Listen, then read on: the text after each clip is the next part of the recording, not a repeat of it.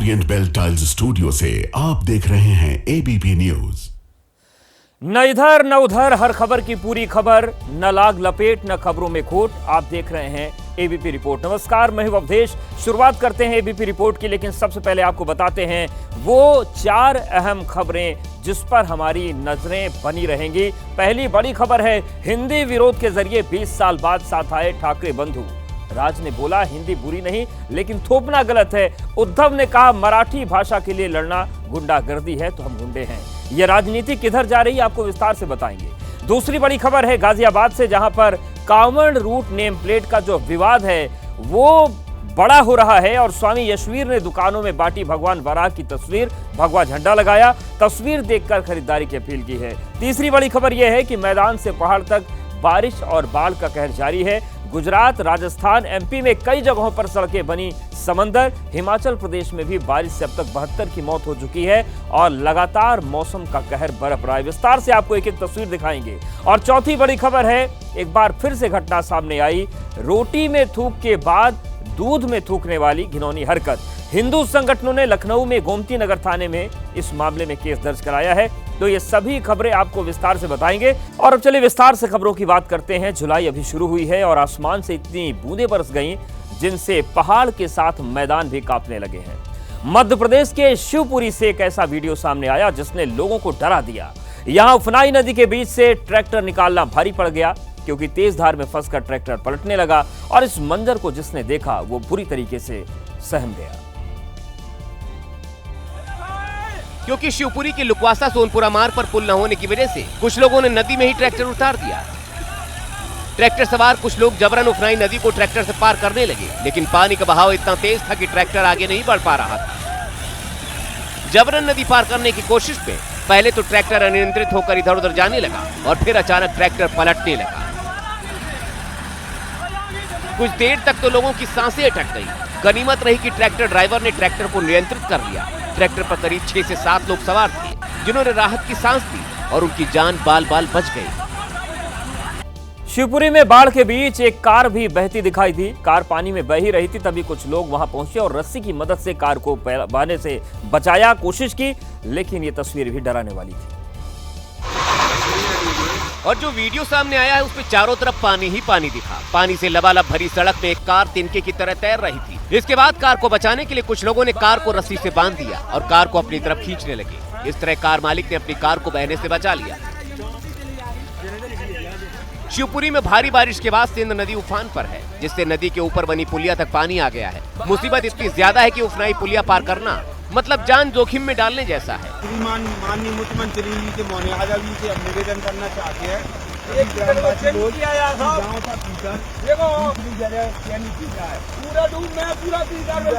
शिवपुरी में हुई भारी बारिश की वजह से जगह जगह 3 से 4 फीट पानी भर गया है। सड़कें डूब चुकी हैं और कई गांवों का संपर्क एक दूसरे से टूट गया है। उधर मध्य प्रदेश के नरसिंहपुर में भारी बारिश के बाद एक पुलिया टूट गई। पुलिया भरभरा कर गिरी जिसकी वजह से यातायात ठप हो गया। गनीमत रही कि जब पुलिया टूटी उस वक्त वहां पर कोई गाड़ी नहीं चल रही थी, क्योंकि अगर गाड़ी निकल रही होती तो बड़ा हादसा हो जाता। क्योंकि पुलिया का बीच से एक बड़ा हिस्सा भरभरा कर नीचे गिर गया। पुलिया टूट जाने की वजह से कई फीट गहरा गड्ढा हो गया। इसके बाद पुलिया के दोनों तरफ लोग फंस गए। एक ट्रक भी वहाँ फंसा नजर आया। पुलिया टूट जाने की वजह से Jabalpur Bhopal state highway SH22 को अस्थायी रूप से बंद कर दिया गया है। मानसूनी बारिश के बाद मुसीबत की एक तस्वीर राजस्थान से आई। धौलपुर जिले के नुनेहरा ग्राम के पंचायत के कस्बे से जोड़ने के लिए कोई सड़क नहीं है, इसीलिए ट्यूब के ऊपर खाट रखकर ग्रामीण उफनाई नदी पार करते नजर आए। और बड़ी बात यह है कि छोटे छोटे बच्चे भी रोज अपनी जिंदगी पर दांव लगाते हैं। स्कूल जाने के लिए रोज बच्चे ऐसे ही नदी पार करते हैं, लेकिन शासन प्रशासन को बच्चों की ये पीड़ा दिखाई नहीं देती। ग्रामीण तो ग्रामीण, अब बच्चे भी उपखंड मुख्यालय सैंपऊ को जोड़ने के लिए नदी पर पुल की मांग कर रहे हैं। इस रास्ते से कैसे जाते हो आप लोग? कटोला से। फिर स्कूल से लौटते समय भी? हाँ। ग्रामीणों के मुताबिक पार्वती नदी का एक किनारा धौलपुर तो दूसरा किनारा बाड़ी विधानसभा क्षेत्र में आता है और सीमा विवाद के कारण नदी पर पुल नहीं बन पाया। दावा है कि अधिकारी, विधायक और सांसद सीमा विवाद के कारण मामले को एक दूसरे पर टाल रहे हैं। केवल भारत ही नहीं बल्कि रूस भी बाढ़ और बारिश से बेहाल है। रूस के कई शहर बाढ़ और बारिश की वजह से भीषण मार झेल रहे हैं। ऐसे में लोगों को काफी परेशानियों का सामना करना पड़ा। रूस के सेंट पीटर्सबर्ग में हवा के तेज झोंकों के साथ तूफान भी आया और तूफान के साथ साथ इतनी तेज बारिश हुई कि रूस का सेंट पीटर्सबर्ग और लेनिनग्राड शहर लबालब हो गए। सड़कों पर कई फीट तक पानी जमा हो गया, जिसके बाद कई गाड़ियां पानी में तैरती नजर आईं। कई गाड़ियां तो आधे तक पानी में डूब चुकी थीं। सेंट पीटर्सबर्ग में तो बाढ़ को रोकने के लिए फिनलैंड की खाड़ी में एक बांध के गेट तक बंद कर दिए गए थे, लेकिन बांध का पानी गेट तोड़कर भी बाहर निकल आया। बताया गया कि सेंट पीटर्सबर्ग में तेज तूफान आया, इसकी वजह से कई पेड़ गिर गए। इसकी चपेट में आने से 5 लोग घायल हो गए और 8 कार भी कबाड़ हो गईं। उधर चीन के लेंगनान शहर में हुई मूसलाधार बारिश के बाद तो जनजीवन पूरी तरीके से अस्त व्यस्त नजर आ रहा है। कई बिल्डिंग्स के बेसमेंट के ऊपर तक पानी भर गया, जिसकी वजह से लोग अपने ही घरों में फंस गए हैं। चीन के लोंगनान शहर से जो वीडियो सामने आया, उसमें तो हाई राइज बिल्डिंग्स के बेसमेंट में गले तक पानी भरा दिखा। ऐसे में बेसमेंट में फंसे लोगों को निकालने में काफी दिक्कत हुई, लेकिन दमकल कर्मियों ने किसी तरह 10 से ज्यादा लोगों को सुरक्षित बचा लिया। चीन के कई इलाके तो बाढ़ में ऐसे डूबे नजर आए, जिन्हें देखकर ऐसा लग रहा था कि मानो लोगों ने नदी के ऊपर ही घर बना लिए, क्योंकि वहां से जो तस्वीरें सामने आई, उनमें सड़कें टूटी दिखी, सैलाब ही सैलाब दिखा। वहीं सड़क पर खड़ी कई गाड़ियां भी पानी में बहती नजर आईं। चीन के कई शहरों में 6 जुलाई तक भारी बारिश का अनुमान है, लेकिन राहत की बात यह है कि राहत बचाव कार्य में जुटे लोगों ने बाढ़ में अब तक करीब 500 से ज्यादा लोगों का रेस्क्यू कर लिया है। अब बात कर लेते हैं कांवड़ यात्रा की। कांवड़ यात्रा शुरू होने से पहले नेम प्लेट विवाद गर्माता जा रहा है। योग साधना आश्रम के महंत स्वामी यशवीर महाराज ने अपील की है कि कांवड़ियों को हरिद्वार से कांवड़ नहीं खरीदनी चाहिए। और अपनी इस दलील के पीछे स्वामी यशवीर महाराज ने बड़ा अजीबोगरीब तर्क दिया। स्वामी यशवीर महाराज ने कहा कि हरिद्वार में जो कांवड़ बिकते हैं, उसे मुस्लिम समाज के लोग गोमांस मिलाकर तैयार करते हैं। आपने उन जिहादियों की बनाई हुई कावड़ खरीदी तो वो कावड़ आपके लेने से पहले खंडित कर दी गई है। सावन महीने में हरिद्वार आने वाले श्रद्धालुओं से भी स्वामी यशवीर महाराज ने खास अपील की। उन्होंने कहा कि जिन दुकानों पर भगवान वराह की तस्वीर लगी हो, केवल वहीं चाय नाश्ता और खाना पीना करें। जहां भगवान वाराह का चित्र होगा, वहां समझिए कि थूक मूत्र करने वाला जिहादी गैंग की दुकान नहीं है। स्वामी यशवीर महाराज ने गाजियाबाद के दुकानदारों को भगवान वराह की तस्वीर भी वितरित की और दुकानों पर तस्वीर को लगाने को कहा। मध्य प्रदेश के सागर जिले में एक युवक ने सोशल मीडिया पर लाइव खुदकुशी कर ली। मृतक के परिजनों ने छतरपुर की एक लड़की को आत्महत्या की वजह बताया है। पता चला है कि युवक की गर्लफ्रेंड ने उससे बात करना बंद कर दिया था, जिसके बाद युवक सोशल मीडिया पर लाइव आया और अपने प्यार को कोसने लगा। इसके बाद युवक ने कैमरे के सामने ही पंखे पर फंदा लगाया और जान दे दी। मृतक का नाम राहुल अहिरवार है। राहुल के परिवार वालों ने छतरपुर की यूट्यूबर जानवी साहू पर उसे धोखा देने का आरोप लगाया है। मेरे लड़का से वो बोलती थी कि मैं आपके साथ शादी करूंगी। उसके बाद मुझे पता नहीं इन दोनों की क्या बीच में बात हुई। फिर उसके बाद में मेरे बेटे ने आत्महत्या कर ली। परिवार वालों की तहरीर पर पुलिस ने मुकदमा दर्ज कर लिया है और अब जांच की जा रही है।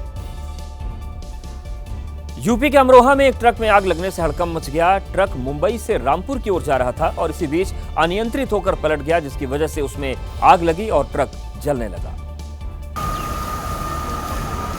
चौराहे पर जलता ये ट्रक बेकाबू होकर हाई टेंशन तार की चपेट में आ गया और इसी वजह से इसमें आग लग गई। ट्रक में केमिकल भरा था, इसलिए आग ने भयानक रूप धारण कर लिया। लपटें काफी ऊंची थी और आसमान में धुएं का गुबार दूर तक देखा गया।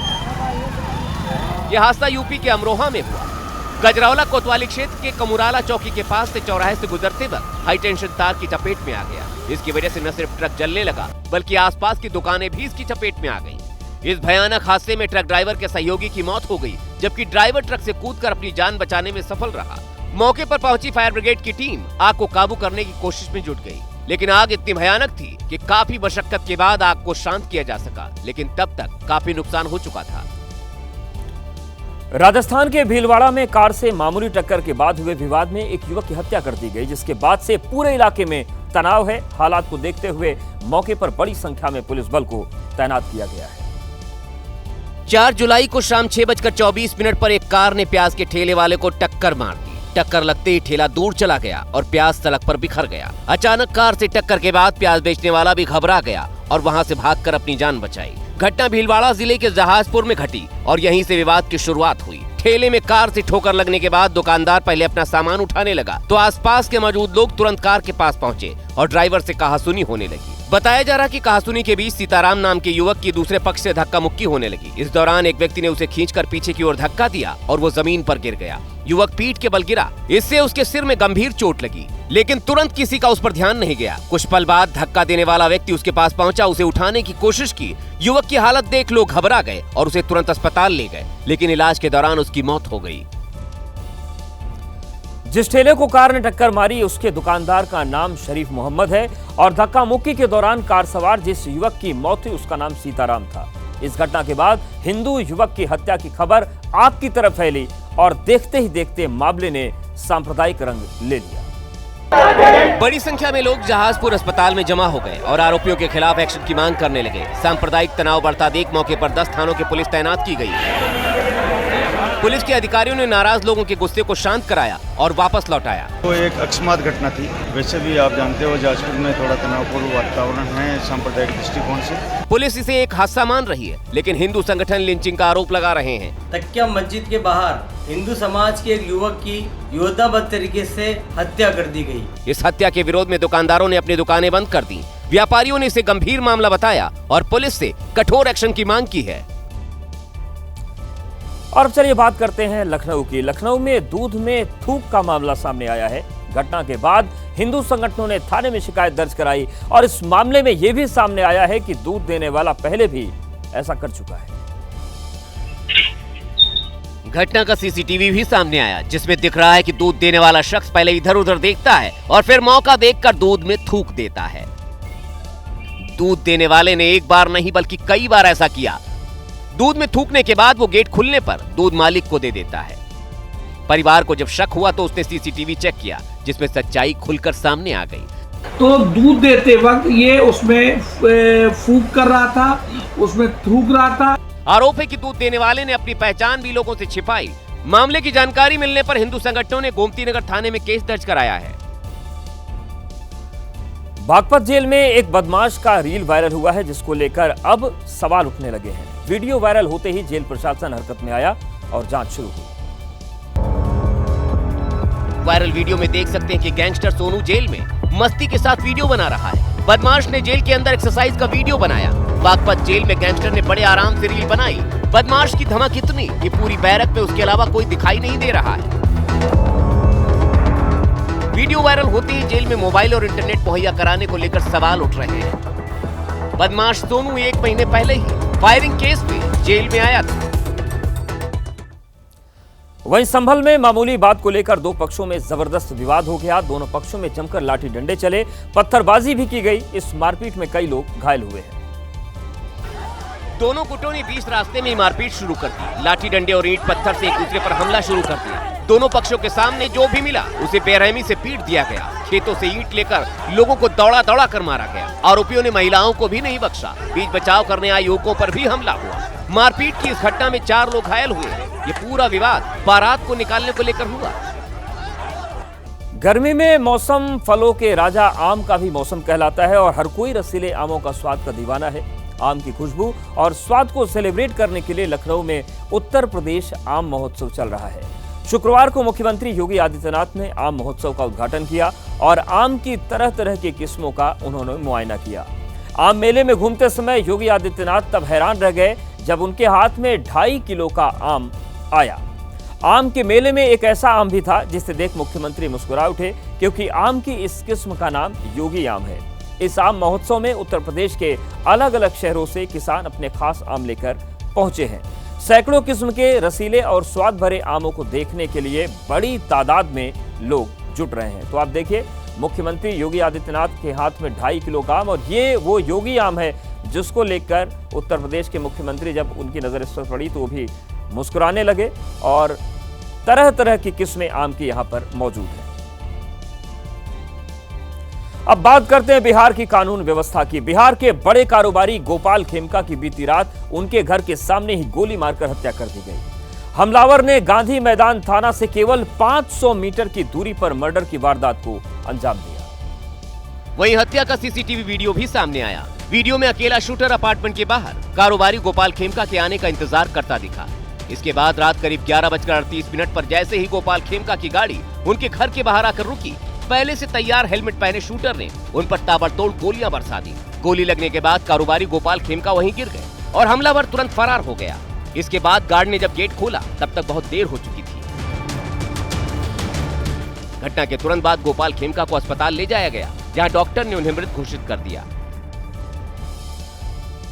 बताया जा रहा है कि कारोबारी गोपाल खेमका खुद गाड़ी चला रहे थे। किसी को अंदाजा नहीं था कि घर के बाहर हेलमेट पहने शख्स कोई आम इंसान नहीं बल्कि शूटर हैं जो उनकी हत्या करने के इरादे से बैठे हैं। हालांकि जैसे इस हत्याकांड की खबर फैली, सनसनी मच गई। वहीं एबीपी न्यूज की टीम जब गोपाल खेमका के घर पहुंची तो हमें वो गाड़ी खड़ी मिली जिसे गोपाल खेमका चला रहे थे। इसी गाड़ी से जैसे ही गोपाल खेमका उतरे, शूटर ने गोलियां बरसाई। वही गोली लगने की वजह से कार का शीशा टूट गया। कार में खून के धब्बे भी साफ दिखाई दे रहे थे। यहाँ पे खून के धब्बे जो हैं वो गाड़ी में जो है वो नजर आ रहे हैं। घटना के बाद से पूरे इलाके में सनसनी फैल गई है। लॉ एंड ऑर्डर पर फिर सवाल उठ रहे हैं। कारोबारी गोपाल खेमका के दोस्त ने एबीपी न्यूज से बातचीत करते हुए बिहार की कानून व्यवस्था पर सवाल उठाए। सबसे नामी गिरामी इलाका है जहाँ पे कि डीएम, एसएसपी के ऑफिस, रेसिडेंस सारे हैं। उसके बावजूद यहाँ पे इस तरह की घटना सर मतलब रात के 11 बजे हो जाए तो वो तो बड़ी बात यह है कि जिस तरह से गोपाल खेमका की हत्या की गई है, ठीक उसी तरह से 2018 में उनके बेटे गुंजन खेमका की गोली मारकर हत्या कर दी गई थी। उधर पटना में उद्योगपति गोपाल खेमका की हत्या से सियासत अब गर्मा गई है। मर्डर की इस घटना ने बिहार की राजनीति में उबाल ला दिया है। आरजेडी और कांग्रेस ने इस मामले में राज्य की नीतीश सरकार पर जमकर निशाना साधा। और आरजेडी के राज्यसभा सांसद मनोज झा ने तो यहां तक कह दिया कि बिहार में सरकार का इकबाल खत्म हो चुका है। कल सिवान, फिर देर रात ये घटना होती, मतलब सरकार नाम की कोई चीज है। वही गोपाल खेमका हत्याकांड के विरोध में सीबीआई जांच की मांग करते हुए पूर्णिया के सांसद पप्पू यादव ने पटना में आक्रोश मार्च निकाला। पप्पू यादव ने कहा कि बिहार में जंगल राज आ गया है। पूरा बिहार त्रस्त है।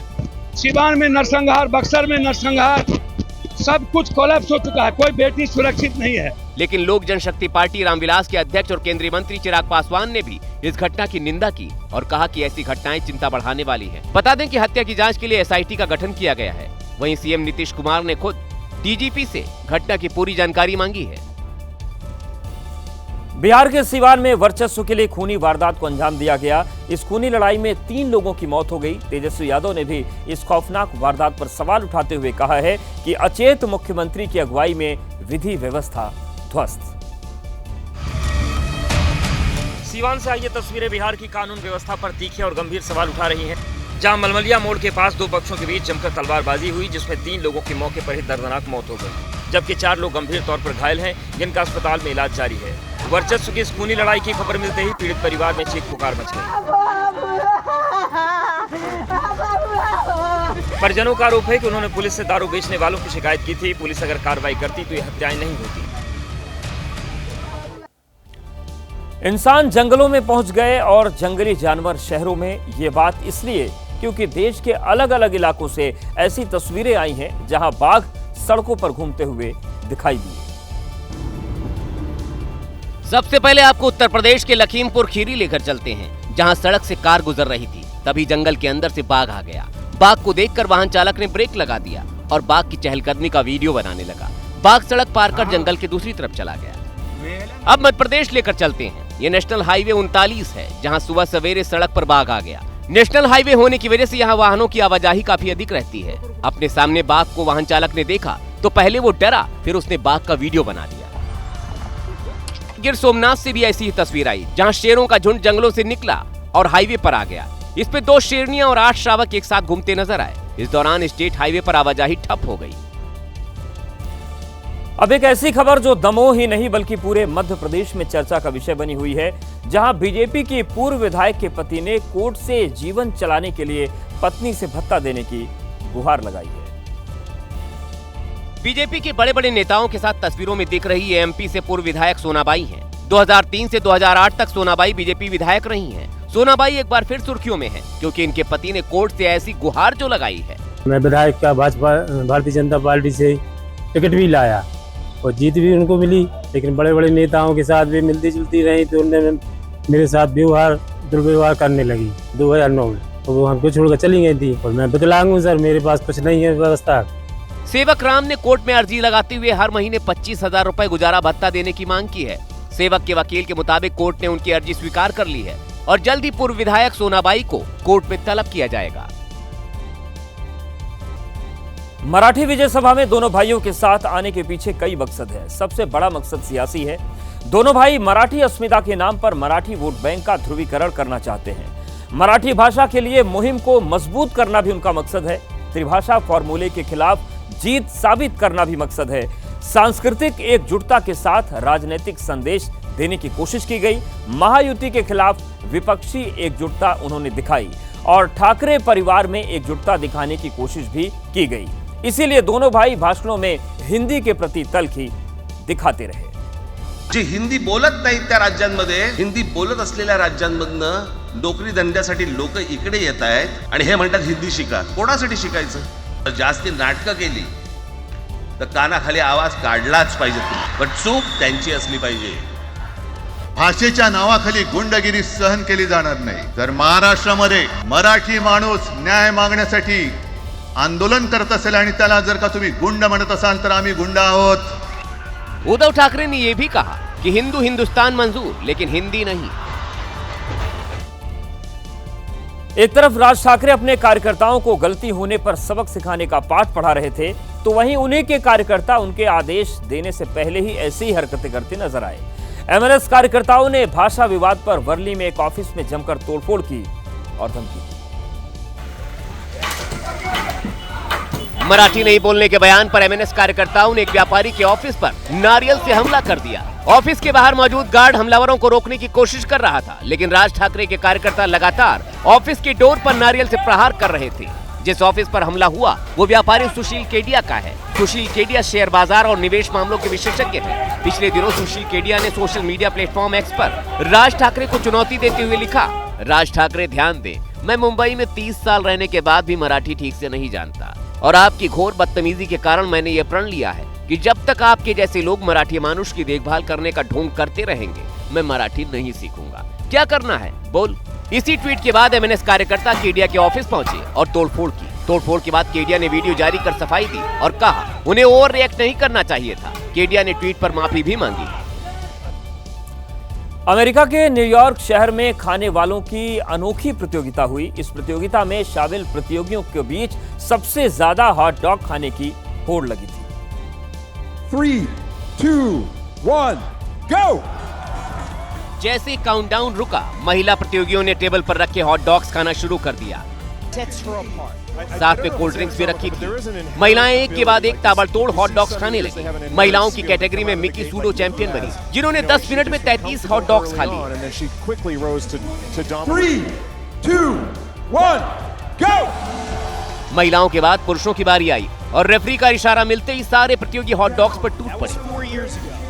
जैसे जैसे हॉट डॉग्स खिलाड़ियों के मुंह में जाते उनका स्कोर बढ़ता जाता।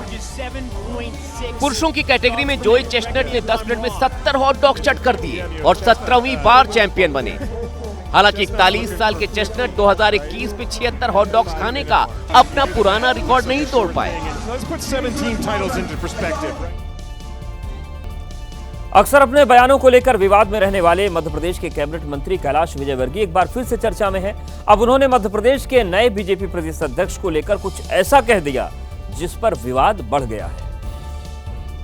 दरअसल बीजेपी के नए प्रदेश अध्यक्ष हेमंत खंडेलवाल के इंदौर आगमन पर एक प्रेस कॉन्फ्रेंस बुलाई गई। इस प्रेस कॉन्फ्रेंस को संबोधित करने के लिए कैलाश विजयवर्गीय मीडिया के सामने आए तो कांग्रेस और बीजेपी के बीच अंतर समझाने लगे, लेकिन कांग्रेस की बुराई और बीजेपी की बड़ाई करते करते कैलाश विजयवर्गीय की जुबान फिसल गई। कार्यकर्ताओं ने कल तक वीडी शर्मा जिंदाबाद बोल रहे थे, आज हेमंत खंडेलवाल मुर्दाबाद बोलने लग गए। ये डिसिप्लिन हमने कहीं नहीं देखा। हालांकि जैसे ही कैलाश विजयवर्गीय की जुबान फिसली तो पास में बैठे विधायक मधु वर्मा ने उन्हें टोक दिया। बावजूद कैलाश विजयवर्गीय ने माफी नहीं मांगी, बल्कि वहां मौजूद मीडिया कर्मियों को धमकी दे डाली। हाँ यार, उसको जरा डिलीट कर देना रहे, इसमें कुछ बदमाशी मत करना, नहीं तो मैं ठीक कर दूंगा। ये पहली बार नहीं है जब कैलाश विजयवर्गीय विवाद में फंसे हो। कुछ दिन पहले ही कैलाश विजयवर्गीय ने महिलाओं के कपड़ों पर विवादित बयान दिया था। आंध्र प्रदेश के गुंटूर जिले में बेरहमी का वीडियो सामने आया है, जहां पर राजनीतिक लड़ाई इस कदर बढ़ी कि एक सरपंच को बुरी तरीके से मारा पीटा गया। घायल सरपंच की हालत गंभीर है और अस्पताल में वो जिंदगी और मौत के बीच लड़ रहे हैं। ये उसी घटना का सीसीटीवी है जब एक चाय शॉप पर बैठे शख्स पर दो लोगों ने लाठी डंडों के साथ हमला बोल दिया। पहले दोनों ने एक साथ सरपंच को मारा, फिर एक रुका, फिर दूसरे ने डंडों से बौछार कर दी। जब एक रुकता तो दूसरा शुरू हो जाता। आप गिनते गिनते थक जाएंगे, लेकिन इनके डंडों के हमले रुकेंगे नहीं। जिनकी पिटाई हो रही उनका नाम नागमल्लेश्वर राव है और ये जगन मोहन रेड्डी की पार्टी YSRCP से सरपंच हैं और दलित समाज से आते हैं, जबकि पीटने वाले सत्ताधारी पार्टी TDP के बताए जा रहे हैं। नागमल्लेश्वर की हालत बेहद गंभीर है और गुंटूर के एक अस्पताल में उनका इलाज चल रहा है। जयपुर में बाइक सवार लुटेरों ने एक महिला से गले से चेन छीन ली। पूरी वारदात घर के बाहर लगे CCTV कैमरे में कैद हो गई। लूटपाट के दौरान गिरने की वजह से महिला घायल हो गई। CCTV में दिख रहा है कि बुजुर्ग महिला अपने घर के बाहर गली में टहल रही है। जैसे ही वो घर के पास पहुंची तभी बाइक पर दो लुटेरे आते हैं।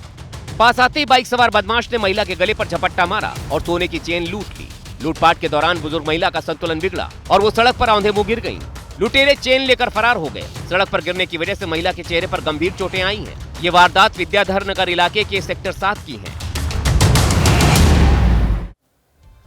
दुनिया के तमाम देश टूरिज्म को बढ़ावा देने के लिए सैलानियों को कई तरह की सुविधाएं देते हैं, लेकिन मैक्सिको सिटी में टूरिस्ट की बढ़ती भीड़ की वजह से स्थानीय लोगों का गुस्सा भड़क उठा,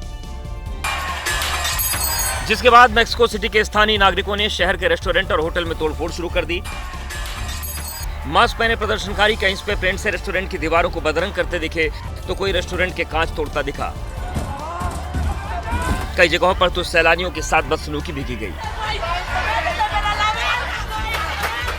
कोरोना काल के दौरान बड़ी तादाद में अमेरिकी नागरिक सस्ते किराए और खर्च में कटौती के चक्कर में मैक्सिको आ गए थे और अब तक वहीं से वर्क फ्रॉम होम मोड में काम कर रहे हैं। प्रदर्शनकारियों का आरोप है कि अमेरिकी टूरिस्ट की मौजूदगी उनकी रोजमर्रा की जिंदगी को बदतर बना रही है। ऐसे में सरकार को टूरिज्म सेक्टर को रेगुलेट करने के लिए कड़े कानून बनाने चाहिए।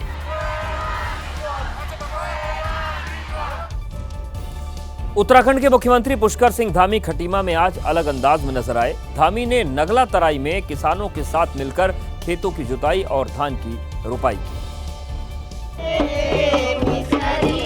हाथों में हल और कीचड़ में सने पांव सीएम धामी जब खटीमा में अपने पुश्तैनी खेत में उतरे तो उनका अंदाज देखने वाला था। धामी खेत में खुद हल लेकर पहुंच गए। सीएम धामी ने बिना किसी औपचारिकता के गांव वालों के साथ कंधे से कंधा मिलाकर खेत जोता। खेत जोतने के बाद धामी ने सबके साथ धान की रोपाई भी की।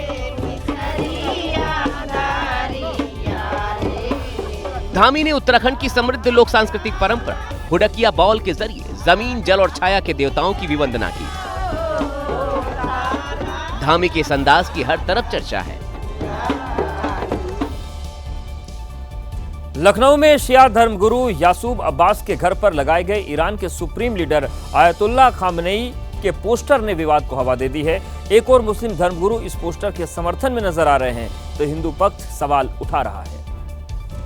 यासूब अब्बास के घर अवध पॉइंट पर लगाए गए इस पोस्टर को हैदरी टास्क फोर्स की तरफ से लगाया गया है, जिसमें ईरान के supreme leader Ayatollah Ali Khamenei के साथ शिया समुदाय से जुड़े दूसरे धार्मिक चेहरों को जगह दी गई। पोस्टर लगाने के दौरान एक वीडियो भी बनाया गया जो सोशल मीडिया पर वायरल हो रहा है। वहीं हिंदूवादी नेताओं ने इस पोस्टर पर आपत्ति जताई। क्या ये बैनर उस वक्त लगे थे या बाकी शिया नेताओं के घर पे ये बैनर्स उस वक्त लगे थे जो ऑपरेशन सिंदूर हुआ था? पोस्टर पर विवाद बढ़ा तो कई मुस्लिम नेता ईरान और भारत के संबंधों की दलील देते नजर आए। अगर शिया समाज के लोगों ने मुहर्रम के मौका पर आयतुल्लाह खामेनेई जो वहाँ के सुप्रीम लीडर हैं उनकी अगर उनका बैनर, उनकी तस्वीर लगा ली तो मुझे लगता है किसी को इस पर एतराज नहीं करना चाहिए। फिलहाल आयतुल्लाह अली खमनेई की तस्वीरों पर तकरार बढ़ती दिखाई दे रही है। दिल्ली के करोल बाग के विशाल मेगा मार्ट में भीषण आग लगी। आग इतनी भयानक थी कि उसे बुझाने में 12 घंटे से ज्यादा का वक्त लग गया। इस दौरान धीरेन्द्र नाम के एक युवक की लिफ्ट में फंसने से मौत हो गई। आग रात में लगी, धुआं सुबह तक निकला। शुरुआती रिपोर्ट के मुताबिक आग विशाल मेगा मार्ट की पहली मंजिल पर लगी, फिर तीसरी मंजिल तक पहुंच गई। इसके बाद धीरे धीरे आग बढ़ती रही और आग बेसमेंट तक पहुंच गई। फिलहाल कितना नुकसान हुआ है इसका अनुमान मुश्किल है। आनन फानन में सामान स्टोर रूम से बाहर निकाला गया, लेकिन इस दौरान एक युवक की जान चले जाने से हाहाकार मच गया। मृतक के परिजनों का आरोप है कि अगर समय रहते कार्रवाई की जाती तो आज उनका बच्चा धीरेन्द्र जिंदा होता। उसकी कॉल आई 7 बजे के समथिंग कि मैं लिफ्ट में फंसा हूँ और यहाँ पे सफोकेशन हो रहा है, मेरा दम घुट रहा है, मुझे बचा लो। लिफ्ट तो चेक किया ही नहीं, उसका स्विच गिरा के वो बाहर आ गए। मेरा भाई तो चला गया, लेकिन उसे जस्टिस मिलना चाहिए। धीरेन्द्र का परिवार सोनभद्र से आया है। धीरेन्द्र की मौत से परिजन सदमे में हैं। उन्होंने दिल्ली पुलिस से न्याय की गुहार लगाई है।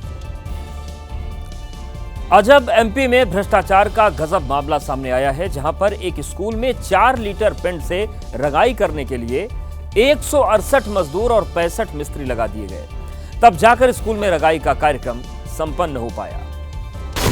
ये शहडोल के ग्राम सकंदी स्कूल में उसी अजब गजब रंगाई का बिल है, जिसमें साफ साफ लिखा है कि 4 लीटर पेंट से रंगाई के लिए कुल 168 मजदूर और 65 मिस्त्री लगाने पड़े।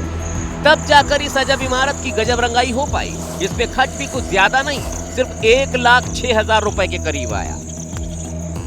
इसी तरह निपानिया स्कूल में 20 लीटर पेंट से रंगाई, 10 खिड़कियों और 4 दरवाजों की फिटिंग में भी पूरी मेहनत करते हुए 275 मजदूर और 150 राजमिस्त्री लगाने पड़े। तब जाकर स्कूल की मरम्मत संभव हो पाई। यहाँ भी खर्च सिर्फ 2,31,000 रुपए से कुछ ज्यादा आया। कमाल की बात तो यह है कि दोनों गांव और आसपास के कई गांवों को मिलाकर भी उतने मिस्त्री नहीं है जितने का बिल बना दिया गया। भ्रष्टाचार के इस बेजोड़ मामले के सामने आने के बाद अधिकारी बगलें झांक रहे हैं। आप ही थे ना प्रभार में उस समय? मैं तो दिसंबर से हूँ। बात जिले के शिक्षा अधिकारी तक भी पहुंची है, जो जांच करने की बात कह रहे हैं। कमाल की बात यह भी है कि बताया जा रहा है कि बिल 5 मई को तैयार किया गया था, जबकि वो पास 1 महीने पहले ही कर दिया गया था। ओडिशा के पुरी में बहुधा यात्रा बड़े धूमधाम से निकाली गई। बहुधा यात्रा में लाखों श्रद्धालु शामिल हुए और भक्तों ने भगवान बलभद्र के 14 पहियों वाले रथ को खींचा। आपको बता दें कि बहुधा यात्रा का विशेष धार्मिक महत्व है। गुंडिचा मंदिर को भगवान जगन्नाथ की मौसी का घर माना जाता है। रथ यात्रा के दिन भगवान यहाँ पर जाते हैं और 9 दिन तक वहीं रहते हैं। इसके बाद भगवान जगन्नाथ श्रीजी मंदिर में वापस लौटते हैं। तो उसी बहुधा यात्रा की जो तस्वीर है वो हम आपको दिखा रहे हैं।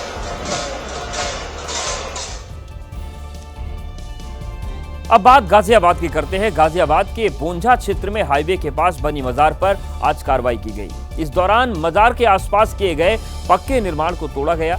कार्रवाई के वक्त मेयर सुनीता दयाल मौजूद रहे। मेयर सुनीता दयाल के साथ पहुंचे नगर निगम के कर्मचारियों ने मजार के आसपास जमाई गई एक ईंट उखाड़ कर फेंक दी। पानी के लिए रखी गई टंकी तोड़ दी गई। फिलहाल मजार पर कोई एक्शन नहीं लिया गया है। मौके पर मौजूद रही मेयर सुनीता दयाल ने बताया कि खाली हुई जमीन पर पेड़ लगाए जाएंगे। अभी भी कोई मजार इतनी ऊंचाई पे होती है जी? आप मजार की शक्ल दिखाइए, कोई कह देगा ये मजार। इससे पहले मजार के खादिम को लताड़ लगाते हुए मेयर सुनीता दयाल का एक वीडियो भी सामने आया था। ड्रामा मत कर, तू आया क्यों यहाँ पे? यहाँ तू मजार बनाएगा? बैठा क्यों है तू? अरे तेरे दाफना में बैठ जाके तू यहाँ क्यों बैठा? मेयर सुनीता दयाल का दावा है मजार को अवैध रूप से बनाया गया। हालांकि अभी तक साफ नहीं है कि मजार अवैध है या फिर पहले से मौजूद थी। सड़क पर बेकाबू रफ्तार की खबरें अक्सर मीडिया में आती हैं, लेकिन पटना से एक ऐसी तस्वीर सामने आई जिसने सभी को हैरान कर दिया। हुआ यूं कि ड्राइवर कार की रफ्तार पर काबू नहीं रख पाया और कार पुल को तोड़ते हुए गंगा नदी में समा गई। और आप ये देखिए तस्वीर कैसे गंगा में कार बह रही है। ये घटना पटना के दीघा में हुई। जिस वक्त कार गंगा नदी में गिरी उस वक्त आसपास कई नाविक मौजूद थे, जिन्होंने कार को नदी में गिरते देखा और तुरंत मौके पर पहुंचे।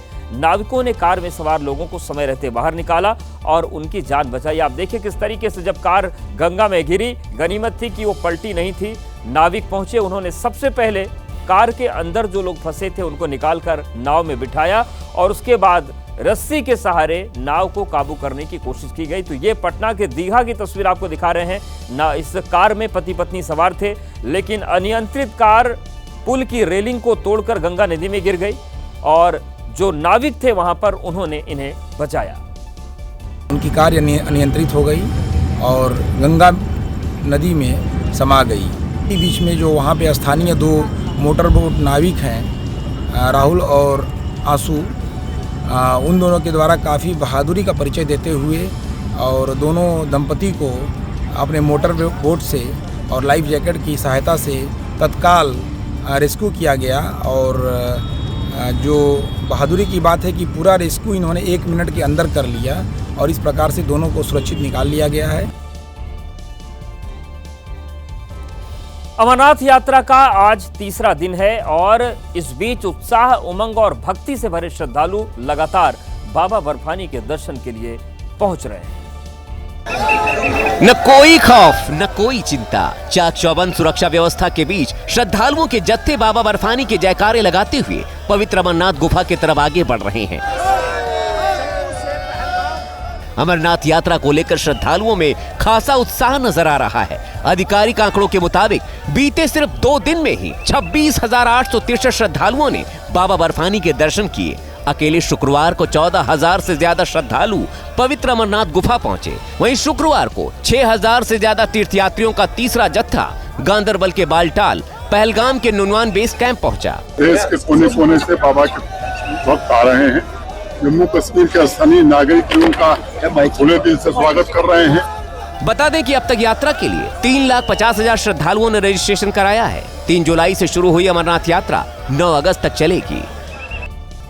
अब आपको दिखाते हैं मध्य प्रदेश के छतरपुर की तस्वीरें, जहां पर नैनागिरी जैन तीर्थ पर बड़ी चोरी हुई। चोरी की तस्वीरें सीसीटीवी में कैद हो गईं। चोर बड़े आराम से मंदिर में घूमता दिख रहा है और इतना ही नहीं, वो पूरे दान पात्र को अलग से ले जाकर काटता है। मंदिर प्रशासन के मुताबिक चोर ने 2 से 3 लाख रुपए पर हाथ साफ किया है। हैरान करने वाली बात यह है कि इस मंदिर में कई बार पहले भी चोरी हो चुकी है। 2012, 2016, 2021, 2022 और 2023 में भी चोरी की कोशिशें हो चुकी हैं। ऐसे में सवाल उठता है कि क्या जानबूझकर इस मंदिर को निशाना बनाया जा रहा है, और सवाल यह भी है कि आखिर पुलिस की तरफ से ऐसी कार्रवाई क्यों नहीं हुई कि ये चीजें बार बार हो रही हैं।